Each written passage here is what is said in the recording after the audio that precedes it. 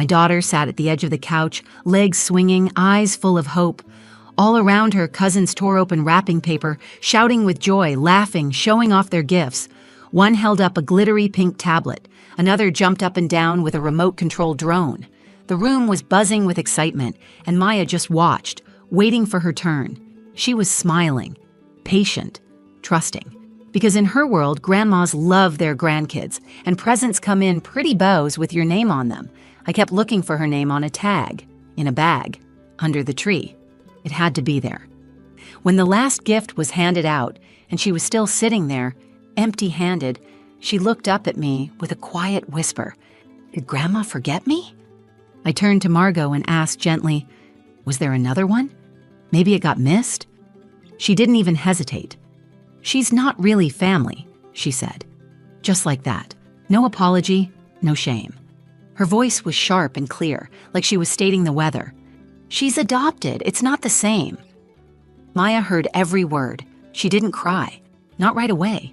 She just nodded, as if that explained everything. Then she looked down at her hands and folded them in her lap, like she was trying to take up less space. I felt like someone had knocked the wind out of me. My mouth opened, but nothing came out. I wanted to protect her, to say something, anything, but I was frozen. And the worst part? No one else said anything either. Cousins glanced at each other. My sister-in-law looked away. Caleb sat beside me, jaw clenched, eyes locked on his mother. But even he didn't speak. We stayed for dinner. We went through the motions. Maya never brought it up again. That night, back at the guest room, Caleb opened the drawer of his suitcase and pulled out a manila folder. He looked at me and said, "I brought it in case she did something like this. I was hoping I wouldn't need it." He left the house alone just after midnight with that folder in his hand.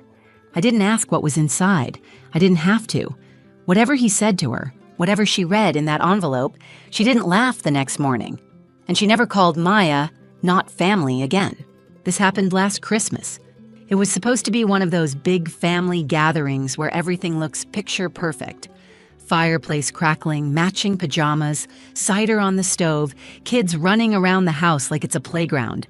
Margot, my mother-in-law, goes all out. She has this Pinterest board kind of holiday style. She's the type who sets out cloth napkins folded into trees and names each cheese on the platter with a little chalkboard stick. She's also the type of woman who believes in how things should be. I've been married to her son Caleb for 10 years.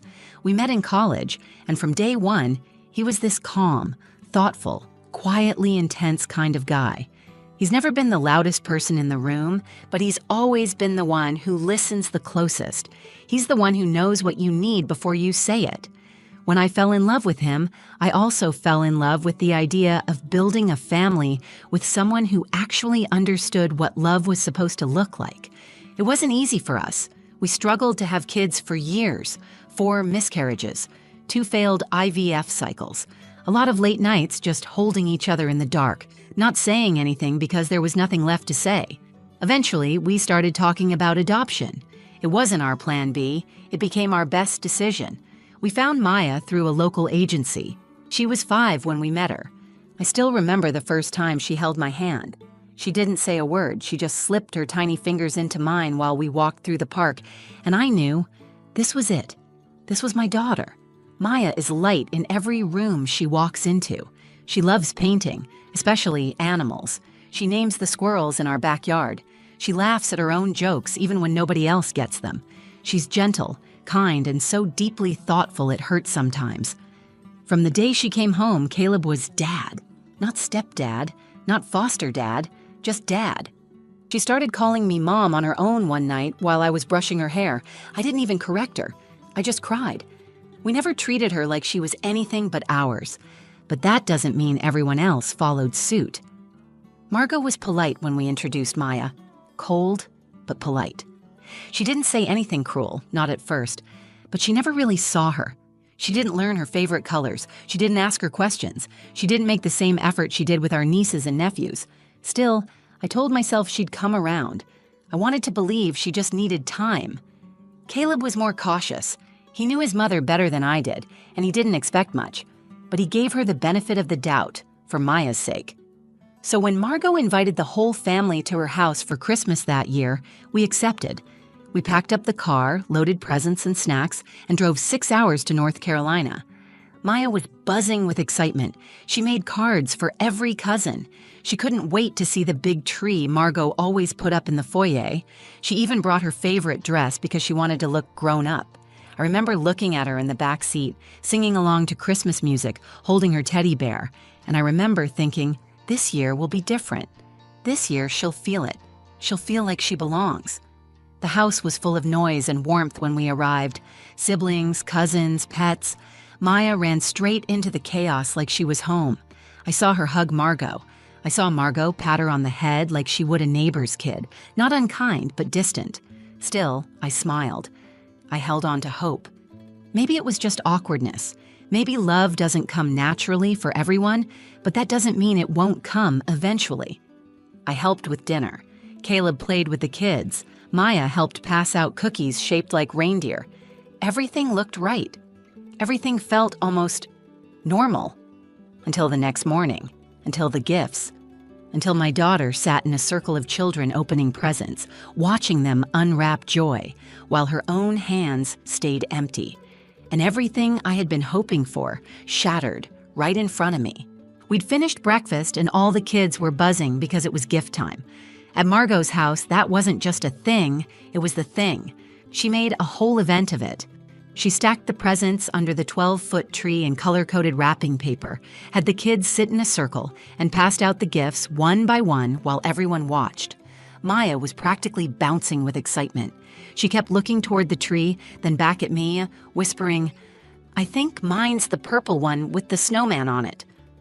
I smiled and nodded, even though I hadn't seen her name on any of the tags. I tried to ignore that gnawing feeling in my chest. Maybe hers was hidden behind the tree. Maybe it was still in the guest room closet. Maybe Margot was saving it for last. The gifts started flying open. Squeals, giggles, everyone holding up new toys, gadgets, glittery jackets. Maya clapped for each cousin like it was their birthday. Then the pile under the tree started shrinking. Fast. 5 kids, 10 gifts. Then 3 kids. 2 gifts. 1. None with Maya's name. And she noticed. She turned to me with a soft voice. "Did Grandma forget mine?" I looked around, pretending to search. "Maybe it's still under there," I said. That's when I stood up and asked Margot directly, "Hey, is there one for Maya that didn't make it out here?" Margot didn't look surprised. She looked annoyed, like I was making a scene, like I had broken some unspoken rule by asking. She looked right at Maya and said, "She's not really family." I didn't think it was appropriate. Silence. Not shocked silence. Complicit silence. One of the cousins started fiddling with their ribbon. My sister-in-law cleared her throat and busied herself with the trash bag for wrapping paper. No one looked at me. No one looked at Maya. I looked down at my daughter. Her face didn't crumble. She didn't cry. She just blinked slowly, like she was trying to figure out what she did wrong. And then, God, it was the way she nodded. Just a quiet, almost imperceptible nod. Like she understood something she shouldn't have to understand. I knelt beside her. My hands were shaking, but I tried to keep my voice steady. "You did nothing wrong," I whispered. She nodded again, forced a smile. "It's okay, Mommy. Maybe next year." I don't know how I didn't break right there. Caleb sat stone still, jaw clenched, staring straight ahead like if he moved, he'd explode. I kept waiting for someone, anyone, to speak up. To say, "Margot, that's cruel," or "Maya is family," or even just, "That's not okay." But they didn't, and I was so angry, not just at Margot, but at every single adult in that room who chose comfort over courage. I wanted to scream. I wanted to grab Maya and leave, but I didn't. I stayed seated, paralyzed by the moment, trying to weigh damage control with dignity. What would it do to Maya to see me lose control? What would it do to Caleb if I went head-to-head with his mother in front of the whole family? So I stayed silent. And in doing so, I felt like I'd betrayed my own daughter. Later, when the room started to move on, when the kids were distracted again and the adults returned to sipping coffee and scrolling their phones, I watched Maya disappear quietly into the corner, curling up with her teddy bear, her shoulders tense, her eyes on the floor. She didn't speak for the rest of the morning. She didn't ask for a gift. She didn't ask why. She just kept that fake little smile on her face, and every time someone looked her way, she made sure she looked fine. But I wasn't. That moment burned something into me. A cold, deep fury I couldn't shake. I didn't know it yet, but Caleb had already decided what he was going to do. He'd seen enough. And he wasn't going to let that silence stand for another day. That night, the house was quiet. Too quiet. After the last dish was washed, after the wine was poured, after the polite goodnights and awkward hugs, we went back to the guest room and shut the door. Maya was already in her pajamas, curled up in bed with her stuffed fox, the one she brought everywhere. She didn't ask for a bedtime story. She didn't ask to call Santa. She just laid there, staring at the ceiling. I sat beside her and rubbed her back until her breathing slowed. "Mom?" she whispered. "Yeah, baby." "Do you think maybe she didn't know I was coming?" I swallowed hard. "No, sweetheart, she knew." "Oh." A pause. "Maybe she just doesn't know me yet." I bit my lips so hard I tasted blood. "That might be it," I said. "But none of this is your fault, do you hear me?" She nodded and turned her face into the pillow. When I stood up, Caleb was standing in the doorway holding something in his hand. He didn't say anything at first. Just looked at our daughter, looked at me, then looked down at the envelope. "I'm done," he said quietly. "I've let my mom say a lot of things over the years. I let it slide because it was easier. But not this.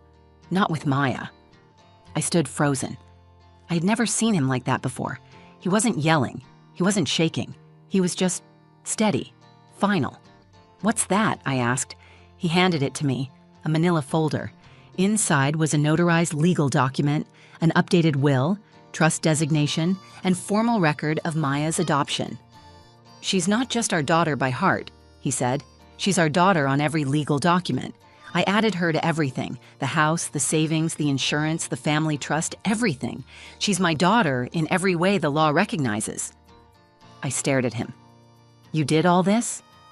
"I started the paperwork months ago. I wanted to make it official in every possible way. I just didn't tell anyone. I figured if my mom ever crossed a line, I'd have what I needed." I felt my knees go weak.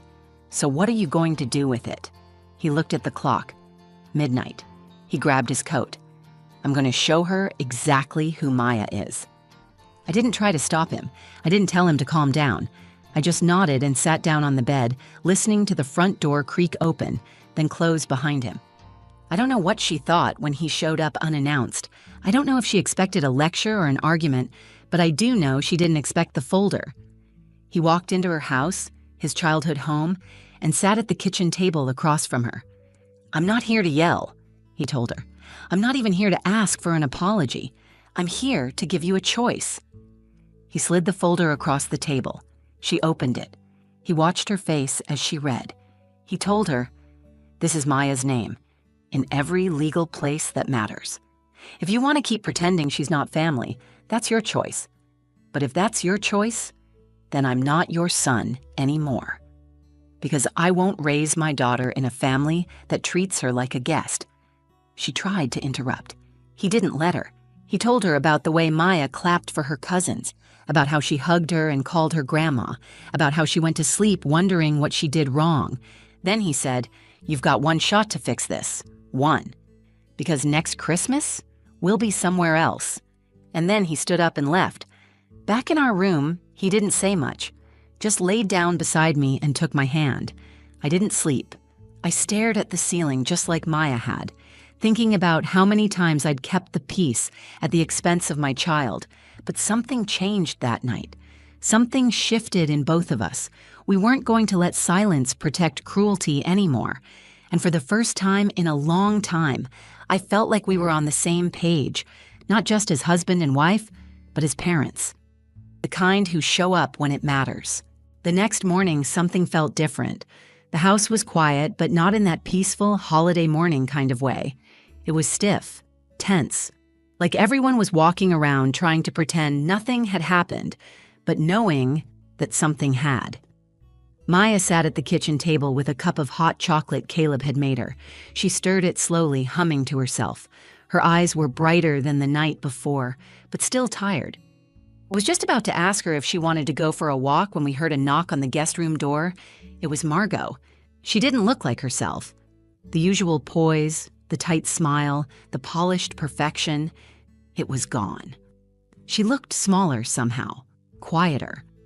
"Can I come in?" she asked. Caleb didn't answer. I nodded. She stepped in holding a wrapped box, medium-sized silver paper, no ribbon. She walked over to Maya, bent down beside her chair, and placed it in front of her. "I forgot this yesterday," she said. Maya looked at her, then at the box. Her hands didn't move toward it. Margot cleared her throat. "I made a mistake." Her voice was low, tired. "And I'm sorry. I was wrong." She didn't say it to me. She didn't say it to Caleb. She said it to Maya. I let something in my head convince me that family is just blood, but I forgot that family is love, and you've loved me from the start, more than I deserve. Maya glanced at me, unsure. I gave her a little nod. She carefully unwrapped the gift. Inside was a set of watercolor paints, professional grade, not the kiddie kind, a fresh sketchbook, and on top, a card. She opened it and read quietly. Her lips moved, but I couldn't hear the words. Then she looked at Margot. "You want me to draw you something?" Margot's eyes filled with tears. "I'd like that very much." Maya nodded. "Okay." No smile, no dramatic reunion, just a simple okay. But that okay meant everything. After Margot left the room, I turned to Caleb. He didn't look smug. He didn't say, "I told you so." He just let out a long breath and sat down beside me. "You think it'll last?" I asked. He shrugged. "I don't know, but it's a start." That night, before bed, Maya drew something in her new sketchbook, a little girl holding hands with two taller figures, a man and a woman. Behind them was a house with a tree, and in the sky she'd drawn a sun with a smiling face. She titled it, Home. She showed it to Caleb and he kissed her forehead. That's exactly what we are. A few days later, after we'd driven back home and unpacked our bags, a small envelope arrived in the mail. No return address, just Margot's careful handwriting. Inside was a photo, an old one. Caleb at 5 years old holding his mother's hand. On the back she had written, "Family is who you fight for. I see that now. Thank you for fighting for her." I didn't expect a miracle. I still don't. Margot is who she is. Proud, stubborn, raised with a definition of family that never left much room for revision. But she came face to face with a line she couldn't cross without consequence. And Caleb, my quiet, measured husband, drew that line with absolute clarity. He didn't yell. He didn't threaten. He didn't shame her. He just laid down the truth and let her choose who she wanted to be. She chose Maya, and that choice changed everything. Because when someone finally sees your child the way you do, not as someone to tolerate, but someone to treasure, the weight you didn't even know you'd been carrying finally lifts. That Christmas didn't end with fireworks or music or some tearful movie moment. It ended with a paintbrush in my daughter's hand and a grandma learning how to become one. That was enough. We didn't talk much on the drive home, not because there was tension, but because there was peace. The kind that only comes after something big has passed through and left you standing. A little different, a little stronger. Maya fell asleep in the back seat with her sketchbook in her lap.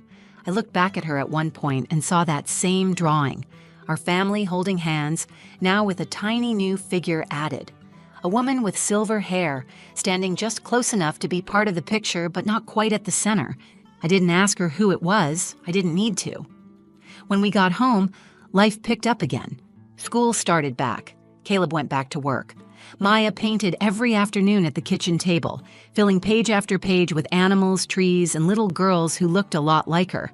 One day, she drew a picture of a fox sitting at a kitchen table with a teacup. When I asked her about it, she smiled and said, "That's Grandma. She's learning." And maybe that's what stuck with me the most. Not that Margot changed overnight, not that everything magically became perfect, but that Maya gave her space to try. Even after being rejected, even after being made to feel invisible, she opened the door again, just a little, and let love try one more time. Children forgive in ways adults can't always understand. I still think about that moment in Margot's living room, the sharpness in her voice, the silence that followed, the weight of not standing up when I should have. I think about how many times I'd told myself that keeping the peace was more important than confronting the pain. But that day taught me something different. Peace without truth isn't peace. It's just pretending. And pretending cost my daughter something she never should have lost. Even for a moment. Her sense of belonging. Her belief that she mattered to the people she called family. That's not something I'll ever risk again. Since then, things have changed. Slowly. And not always gracefully. Margot calls more often. She asks about Maya's art, sends little cards in the mail. Handwritten, sometimes awkward, but genuine. The last one said, "I'm proud of the way you see the world. You've made mine bigger, and that's enough for now. Not because we've erased the past, but because we're finally honest about it.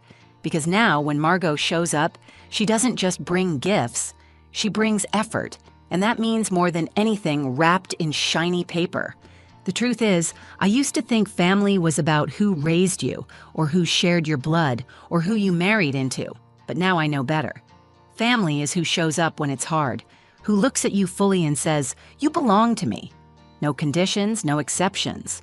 And sometimes it takes a line being drawn in the quietest, clearest way for people to finally see what's right in front of them. My husband didn't raise his voice. He raised his daughter. He reminded me that action is love, that silence can be just as loud as cruelty, and that sometimes speaking up doesn't mean yelling. It means standing still and holding the truth in your hands without flinching. And Maya? She reminded me that even after someone hurts you, you can choose grace, not for them, but for yourself. Because knowing you belong shouldn't be earned. It should be felt. And now, Maya feels it, not just from us, but even finally from her grandmother. So when people ask me how our Christmas went that year, I tell them it was the year something broke and something better began. It was the year my daughter learned that being loved isn't about being chosen once. It's about being chosen again when it matters most. Thank you for listening to our story. If this reminded you of something you've lived through or something you're still trying to heal from, just know you're not alone. Families are complicated, but your worth isn't. You don't have to earn your place at the table. And if you're raising a child, biological, adopted, fostered, or otherwise, don't let anyone make them feel like an outsider. Speak up. Hold the line. Love louder. If this story meant something to you, please take a second to like this video. It helps more people find it. And I'd love to hear your thoughts or personal stories in the comments below. I read every single one. If you're new here, or you want more real, raw, and honest stories like this, go ahead and subscribe to the channel and hit the bell so you don't miss the next one. Thank you for being here. Thank you for seeing Maya. Thank you for choosing kindness. Until next time, take care of yourself and the people you call family.